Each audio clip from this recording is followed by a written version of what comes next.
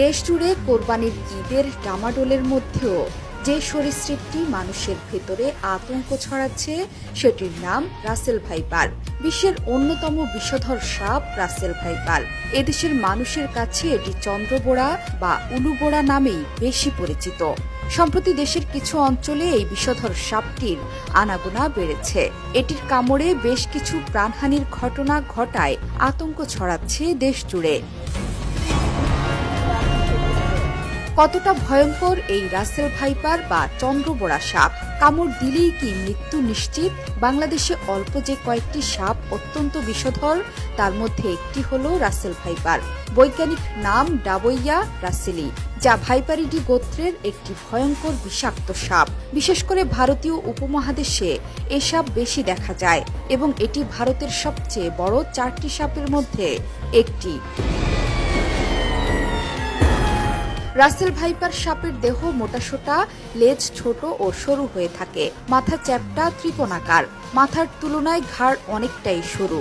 শরীরের রং বাদামি, হলদে বাদামি অর্থাৎ কাঠ রঙের হওয়ায় শুকনো পাতার মধ্যে এই সাপ নিজেকে লুকিয়ে রাখতে পারে। সাপটির জিহ্বার রং বাদামি বা কালো। সারা গায়ে স্পষ্ট বড় গাঢ় বাদামি গোল গোল দাগ থাকে। এই দাগগুলোর মাথা ছুচালো। অনেক সময় দাগগুলো একসঙ্গে দেখতে শিকলের মতো লাগে। গোলাকার দাগগুলো দেখতে অনেকটাই চাঁদের মতো। দাগগুলোর চারপাশে কালো রঙের বর্ডার থাকে, তার মধ্যে সাদা বা হলুদের ছিটে লক্ষ্য করা যায়। পেটের দিকের আঁশের রং সাদা। এদের 20 দাঁত লম্বা। 20 দাঁতের দৈর্ঘ্য প্রায় 15-16 মিলিমিটার পর্যন্ত হয়ে থাকে। রাসেল ভাইপার বা চন্দ্রবোড়ার 20 দাঁত পৃথিবীতে দ্বিতীয় সবচেয়ে বৃহৎ দাঁত। সাধারণত সব ধরনের সাপ মানুষকে এড়িয়ে চলে, কিন্তু রাসেল ভাইপারের স্বভাব ঠিক উল্টো। নিজেদেরকে বিপন্ন মনে করলে আক্রমণ করে। বিষধর সাপ হিসেবে পৃথিবীতে চন্দ্রবোড়ার অবস্থান 5ম, তবে হিংস্রতা আর আক্রমণের দিক থেকে সবার উপরে। আক্রমণের ক্ষেত্রে এটি এত ক্ষিপ্র যে 1 সেকেন্ডের 16 ভাগের 1 ভাগ সময়ে কামড়ের পুরো প্রক্রিয়া শেষ করতে পারে। এরা প্রচণ্ড জোরে হিসিস শব্দ করতে পারে। রাসেল ভাইপার অতর্কিতে মানুষকে আক্রমণ করে। সাধারণত দিনের বেলা এটি বেশি সক্রিয় আচরণ করে।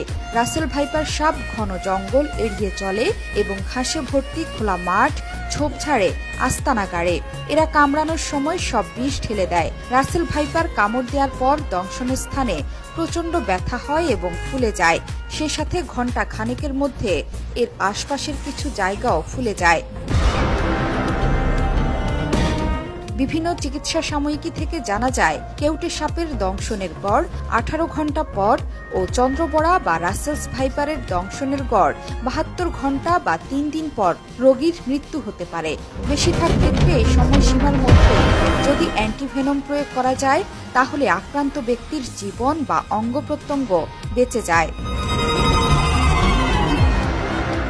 বিশ্ব স্বাস্থ্য সংস্থার প্রতিবেদন অনুযায়ী বাংলাদেশে প্রতি বছর অন্তত 5,80,000 মানুষ সাপের কামড়ের শিকার হন এবং এদের মধ্যে 6,000 মানুষ মারা যান।